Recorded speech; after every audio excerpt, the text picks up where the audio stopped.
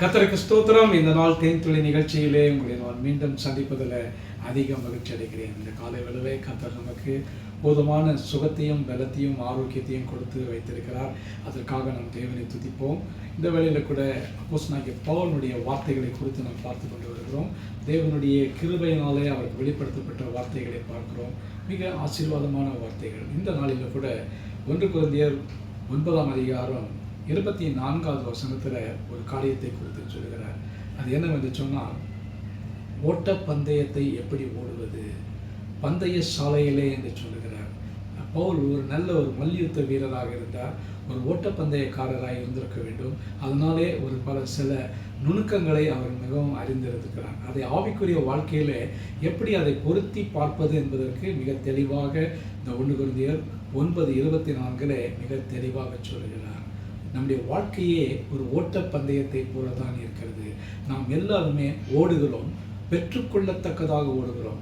உலக பிரகாரமான ஓட்டப்பந்தயத்தில் ஒருவர் தான் கிரீடத்தை பெற முடியும். ஆனால் நாம் ஓடுகிற ஆவிக்குரிய ஓட்டத்தில் நம்ம எல்லாருக்குமே தேவன் ஜீவ கிரீடத்தை கொடுக்க தயாராக இருக்கிறார். 1 கொரிந்தியர் 9:24 பந்தய சாலையிலே ஓடுகிறவர்களெல்லாம் ஓடுவார்கள், ஆகிலும் ஒருவனே பந்தயத்தை பெறுவான் என்று அறியீர்களா? நீங்கள் பெற்றுக்கொள்ளத்தக்கதாக ஓடுங்கள், நீங்கள் பெற்றுக்கொள்ளத்தக்கதாக ஓடுங்கள்.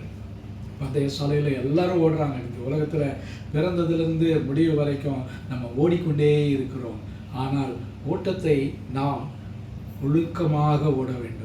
ஒரு பிரின்சிபலோடு ஓடும் பொழுது நாம் நிச்சயமாக பந்தய பொருளை பெற்றுக்கொள்ளுவோம் என்று நாம் அறிந்து கொள்ள வேண்டும்.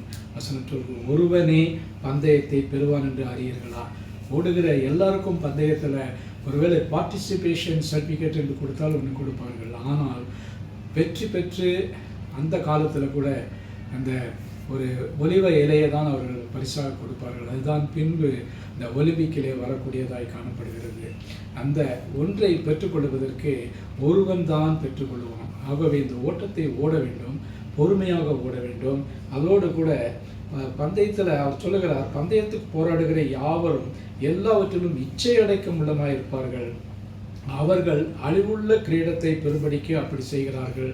நாமோ அழிவில்லாத கிரீடத்தை பெறும்படிக்கு அப்படி செய்கிறோம். ஆதலால் நிச்சயமில்லாதவர்களாக ஓடேன் என்று அவர் சொல்கிறார். ஆகாயத்தை சிலம்படிக்கிறவனாக சிலம்பம் பண்ணேன் என்று சொல்கிறார். ஆகவே மிக தெளிவாக இந்த விதிமுறைகளை மிக தெளிவாக சொல்லி எப்படி வெற்றி கனியை நாம் பெற்றுக்கொள்வதற்கு அவர் ஒரு நல்ல ஒரு ஆலோசனையை சொல்லக்கூடியவராக இருக்கிறார். நம்முடைய ஆவிக்குரிய வாழ்க்கையில் கூட நம்ம ஓடிக்கொண்டு இருக்கிறோம். நம்முடைய ஓட்டத்தில் கர்த்தர் நமக்கு வைத்திருக்கிற அந்த ஜீவ கிரீடத்தை பெற்றுக்கொள்ள ஓடுவோம். ஜெபிப்போமா? நல்ல ஆண்டவரே, நன்றியோடு துதிக்கிறேன், ஸ்தோத்திரிக்கிறேன்.